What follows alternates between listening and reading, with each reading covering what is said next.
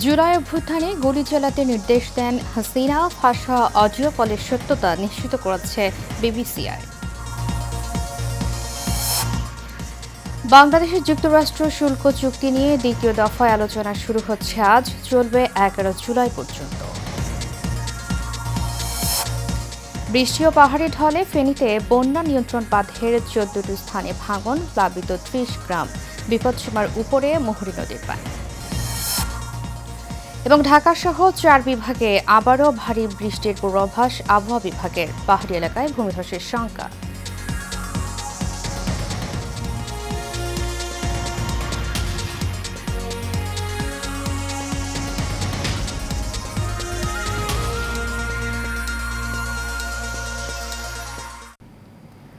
স্বাগত এশিয়ান নিউজে, সাথে আছি আমি উর্মি আক্তার। এতক্ষণ শুনছিলেন বিআরবি কেবল ইন্ডাস্ট্রিজ লিমিটেড সংবাদ শিরোনাম। এবারে চলে যাব পুরো খবরে। বাংলাদেশ ও যুক্তরাষ্ট্রের মধ্যে পারস্পরিক শুল্ক চুক্তি নিয়ে দ্বিতীয় দফার আলোচনা আজ শুরু হবে। আজ থেকে 11 জুলাই পর্যন্ত ওয়াশিংটনে এই আলোচনা হবে। ইউএস ট্রেড রিপ্রেজেন্টেটিভ দপ্তরে এই আলোচনায় অংশগ্রহণের জন্য বাংলাদেশকে আমন্ত্রণ জানিয়েছে। সকালে প্রধান উপদেষ্টার প্রেস উইংয়ের পাঠানো এক বার্তায় এ তথ্য জানানো হয়েছে। বার্তায় বলা হয়, প্রেসিডেন্ট ট্রাম্পের 7 জুলাই তারিখে 14টি দেশের নেতার কাছে পাঠানো চিঠির পর বাংলাদেশ প্রথম দিকের দেশগুলোর মধ্যে রয়েছে যারা এই আলোচনা পুনরায় শুরু করছে। বাংলাদেশ প্রতিনিধি দলের নেতৃত্ব দিচ্ছেন বাণিজ্য উপদেষ্টা শেখ বশিরউদ্দিন, যিনি সরাসরি ওয়াশিংটন ডিসিতে অংশ নিচ্ছেন। ঢাকা থেকে ভার্চুয়ালি আলোচনায় যুক্ত হবেন জাতীয় নিরাপত্তা উপদেষ্টা ডক্টর খলিলুর রহমান। এছাড়া বাণিজ্য সচিব ও একজন অতিরিক্ত সচিব সহ সিনিয়র কর্মকর্তারা ইতিমধ্যে ওয়াশিংটনে পৌঁছেছেন।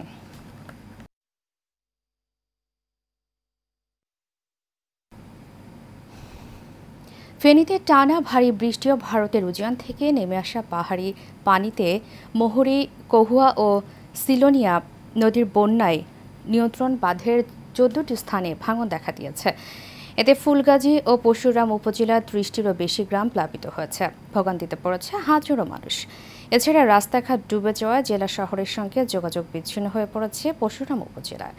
হঠাৎ পানি বৃদ্ধিতে ঘরবাড়ি ছেড়ে নিরাপদ স্থানে যেতে বাধ্য হয়েছেন অনেকে। প্লাবিত গ্রামগুলোর অন্তত অর্ধশতাধিক পরিবারের 133 জন ইতিমধ্যে আশ্রয় নিয়েছেন স্থানীয় আশ্রয়কেন্দ্রে। পানি উন্নয়ন বোর্ডের নির্বাহী প্রকৌশলী আক্তার হোসেন জানিয়েছেন, মুহুরী নদীর পানি বিপদসীমার 137 সেন্টিমিটার উপর দিয়ে প্রবাহিত হচ্ছে। গত 2 দিনের টানা বর্ষণে ফেনী শহরের বিভিন্ন এলাকায় জলাবদ্ধতা সৃষ্টি হয়েছে। জেলা প্রশাসন জানিয়েছে, ক্ষতিগ্রস্ত এলাকায় জরুরি সহায়তা পৌঁছে দিতে কাজ চলছে। মুন্সিরহাট থেকে ফুলগাজীর পর্যন্ত এদিকে অবস্থা খুব ভয়াবহ। এখানে ফেনী থেকে পরশুরামের মধ্যে মানে যাওয়ার মতো কোনো সুবিধা নেই। পথ একবার মানে যোগাযোগ বিচ্ছিন্ন হয়ে গেছে। আবার যে গোসায় পড়ে কিন্তু সবে ডুবে গেছে। দক্ষিণ পশ্চিম মৌসুমী বায়ু সক্রিয় থাকার কারণে ঢাকাসহ দেশের 4টি বিভাগে আগামী 24 ঘণ্টায় ভারী থেকে অতি ভারী বর্ষণ হতে পারে বলে সতর্কবার্তায় জানিয়েছে আবহাওয়া অধিদপ্তর। সকালে এক সতর্কবার্তায় এই তথ্য জানানো হয়েছে। আবহাওয়াবিদ মোহাম্মদ তরিফুল নেওয়াজ কবির স্বাক্ষরিত সতর্কবার্তায় বলা হয়েছে, দক্ষিণ পশ্চিম মৌসুমী বায়ু সক্রিয় থাকার কারণে পরবর্তী 24 ঘণ্টায় ঢাকা, খুলনা, চট্টগ্রাম ও বরিশাল বিভাগের কোথাও কোথাও ভারী থেকে অতি ভারী বর্ষণ হতে পারে। এতে চট্টগ্রাম বিভাগের পাহাড়ি এলাকার কোথাও কোথাও ভূমিধসের আশঙ্কা রয়েছে। সেই সঙ্গে ভারী বর্ষণজনিত কারণে ঢাকা, চট্টগ্রাম ও খুলনা মহানগরীর কোথাও কোথাও অস্থায়ীভাবে জলাবদ্ধতা তৈরি হতে পারে। অন্যদিকে সকাল পর্যন্ত গত 24 ঘণ্টায় রাজধানী ঢাকায় 45 মিলিমিটার বৃষ্টিপাত রেকর্ড করা হয়েছে। এবার পানিতে ডুবে যাচ্ছে, রাস্তার যে পানিটা ওটা ড্রেন নিতে পারতেছে না, আর ড্রেনের যে মুখগুলা যেখান থেকে রাস্তার পানি যাবে ওখানে অনেকগুলো ব্লক হয়ে থাকে। শহরের প্রাণকেন্দ্র রয়্যাল মোড়, এখানে জনসাধারণ এবং গাড়ি চলাচলের এতটাই কষ্ট হয়, টোটালটাই সিটি কর্পোরেশনের অবহেলার কারণে হচ্ছে। এটা নিরূপণের জন্য আমাদের যে আশেপাশে ড্রেন রয়েছে সেই ড্রেনের আবর্জনা এবং ড্রেন সংস্কারটা খুবই জরুরি।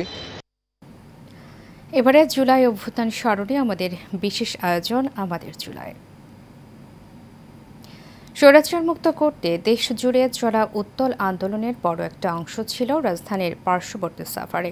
যেখানে তরুণ প্রজন্মের দুর্বার আন্দোলন রূপ নেয় জনস্রোতে। সেই আন্দোলনে অংশ নিয়ে কেউ হারিয়েছেন জীবন, আবার কেউ হয়েছেন পঙ্গু। শাকিল শেখের ক্যামেরায় তাদেরই গল্প তুলে এনেছেন জহির ইসলাম খান লিটন, জানাচ্ছেন কাউসার আহমেদ। 2024 সালের 5 আগস্ট স্বৈরাচার সরকার পতনের আন্দোলনে রাজপথে তখন লাখো ছাত্র জনতা। এমন সময় আওয়ামী লীগের সন্ত্রাসী বাহিনীর ভূমিকায় নির্বিচারে গুলি চালায় পুলিশ। যন্ত্রণা এখনো আমাকে কাঁদায়, আমার শরীরে এখনো 21টি গুলি আছেন। আমি এগুলো অপারেশন করতে গেলে এখন আমি ভয় পাই। এবং 5ই আগস্টে আমরা জানি 1200 থেকে 1500 ছাত্র নিহত হয়েছেন। আগামীতে যেন কোনো সরকার এই ধরনের কোনো কাজ না করতে পারে, তাদেরকে আইনের আওতায় এনে তাদেরকে সুষ্ঠু বিচার করে তাদেরকে যেন এই বিচারের শাস্তি দেওয়া হয়। 5ই আগস্ট শেখ হাসিনা দেশ ছেড়ে পালানোর খবরে উচ্ছ্বসিত জনতার উপর পুলিশের সেই বড় বড় হামলার কথা তুলে ধরেন ফয়সালের সহযোদ্ধারা। আমাদের রাস্তা থেকে আমগরের গায়ে গুলি করে, গুলি পরে গুলিটা যা লাগে ফয়সাল ভাইয়ের গায়ে লাগার পরে মুখের দিকে যাই দেখি রক্ত বেরিয়েছে। ফয়সাল ভাই যায় পড়ে, ওইখানে আমি উঠাতে গেছি, যাওয়ার পরে দেখি আমার গুলি লাগছে। অনেকটা আক্ষেপ করে ফয়সালের বাবা বলেন যে স্বপ্ন নিয়ে তার ছেলে দেশের জন্য নিজের জীবন উৎসর্গ করতে গিয়েছিলেন, সেই স্বপ্ন এখনো ফিকে। বরং ছেলের উন্নত চিকিৎসার জন্য সরকারের উদাসীনতায় ক্ষুব্ধ তিনি। যখন আন্দোলন আরম্ভ হইলো তখন আমার ছেলে বলে যে বাবা তোমার কয়টা ছেলে? আমি বলি আমার 2টা ছেলে, ছেলেটা বইরা গেল, তুমি আমার ছেড়ে দাও। আমি তখন কত শত বাধা দিও, আমার ছেলের আমি রাখতে পারি নাই। জুলাই যোদ্ধাদের উপযুক্ত সম্মান ও স্বীকৃতির দাবি ফয়সাল সহ গণ অভ্যুত্থানে হতাহতদের। কাউসার আহমেদ, এশিয়ান টেলিভিশন। কক্সবাজারের সমুদ্র সৈকতে গোসল করতে নেমে নিখোঁজ শিক্ষার্থী আসিফ আহমেদের মরদেহ উদ্ধার করা হয়েছে। এখনও নিখোঁজ রয়েছে অরিত্র নামের আরও এক শিক্ষার্থী। সকালে কক্সবাজার সমিতিপাড়া উপকূলে মরদেহটি ভেসে আসে। নিহত শিক্ষার্থী বগুড়া জেলার রফিকুল ইসলামের ছেলে। তিনি চট্টগ্রাম বিশ্ববিদ্যালয়ের ডেভেলপমেন্ট স্টাডিজ বিভাগের শিক্ষার্থী। এর আগে গতকাল কক্সবাজার সমুদ্র সৈকতের হিমছড়ি পয়েন্টে গোসল করতে নেমে 3 বন্ধু স্রোতের টানে ভেসে যায়। এ সময় পানিতে ডুবে KM সাদনান রহমান সাবাব নামে এক শিক্ষার্থীর মৃত্যু হয়। একই ঘটনায় নিখোঁজ রয়েছেন আরও এক শিক্ষার্থী। টানা বৃষ্টিতে রাজধানী সহ দেশের বিভিন্ন অঞ্চলে জনজীবন বিপর্যস্ত হয়ে পড়েছে। এতে করে অফিসগামী মানুষ, স্কুল কলেজের শিক্ষার্থী ও সাধারণ পথচারীদের চরম দুর্ভোগ পোহাতে হয়েছে। বিশেষ করে সোমবার থেকে শুরু হওয়া মাঝারি থেকে ভারী বর্ষণে সড়ক, অলিগলি ও নিচু এলাকাগুলোতে জলাবদ্ধতা সৃষ্টি হয়েছে। বিপর্যয় হয়ে পড়েছে সাভারের জনজীবন। উপজেলার ভাকুরতা, মোগরাকান্দা, খাগড়িয়া, হারুলিয়া, বলিয়ারপুর, শ্যামলাপুর এলাকার মানুষের ভোগান্তি সবচেয়ে বেশি। প্রয়োজনের তাগিদে অনেকে ছাতা মাথায় নিয়ে কাজে বের হচ্ছেন। টানা বৃষ্টিতে নিম্ন আয়ের মানুষ, রিকশা চালক, দিনমজুরদের অবস্থা সবচেয়ে করুণ।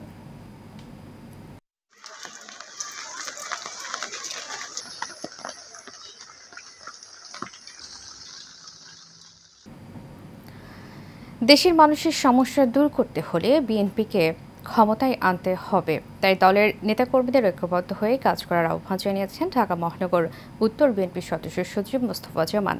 মঙ্গলবার রাতে ঢাকার আশকোনায় কমিউনিটি সেন্টার এক অনুষ্ঠানে প্রধান অতিথির বক্তব্যে তিনি কথা বলেন। দলকে শক্তিশালী করার জন্য কাজ করার কথা জানিয়েছেন তিনি আরও বলেন, দল যে দায়িত্ব দেবে তা পালন করবেন তিনি।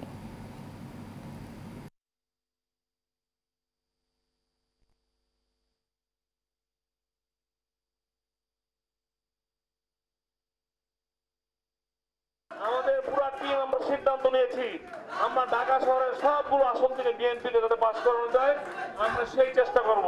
বিএনপি ক্ষমতা আসলে আমরা ভালো থাকবো, দেশ ভালো থাকবে, জাতি ভালো থাকবে। আমার নেত্রী খালেদা জিয়ার জন্য দোয়া করবেন। উনি অসুস্থ, উনি দেশে সুস্থ হয়ে আমার পার্টির হাল ধরে দেশ সেবা করতে চায়। আমার নেতা তারেক রহমানের জন্য দোয়া করবেন। উনি দেশে এসে মানুষের পাশে থেকে বিএনপির হাল ধরে এই পার্টিটাকে সামনে এগিয়ে নিয়ে যেতে চায়।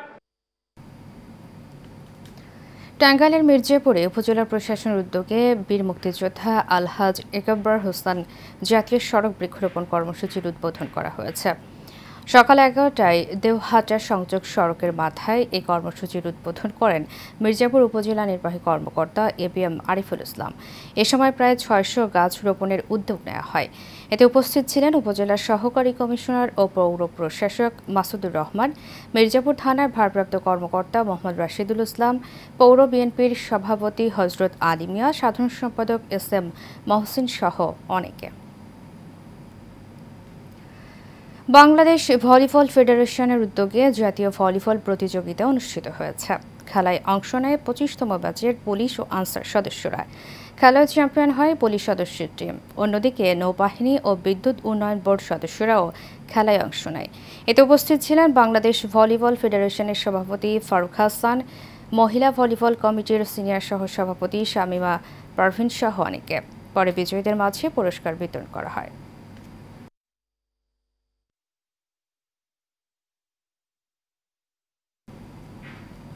শেষ করব এশিয়া নিউজ। তার আগে বিআরবি কেবল ইন্ডাস্ট্রিজ লিমিটেড সংবাদ শিরোনামগুলো জানাবো আরও একবার।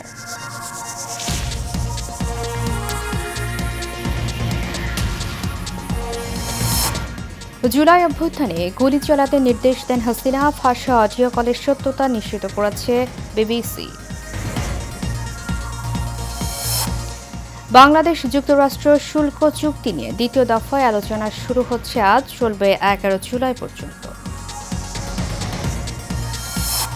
বৃষ্টি ও পাহাড়ি ঢলে ফেনীতে বন্যা নিয়ন্ত্রণ বাঁধের 14টি স্থানে ভাঙন, প্লাবিত 30 গ্রাম, বিপদসীমার উপরে মোহরী নদীর পানি। এবং ঢাকা সহ 4 বিভাগে আবারও ভারী বৃষ্টির পূর্বাভাস আবহাওয়া বিভাগের, পাহাড়ি এলাকায় ভূমিধসের শঙ্কা।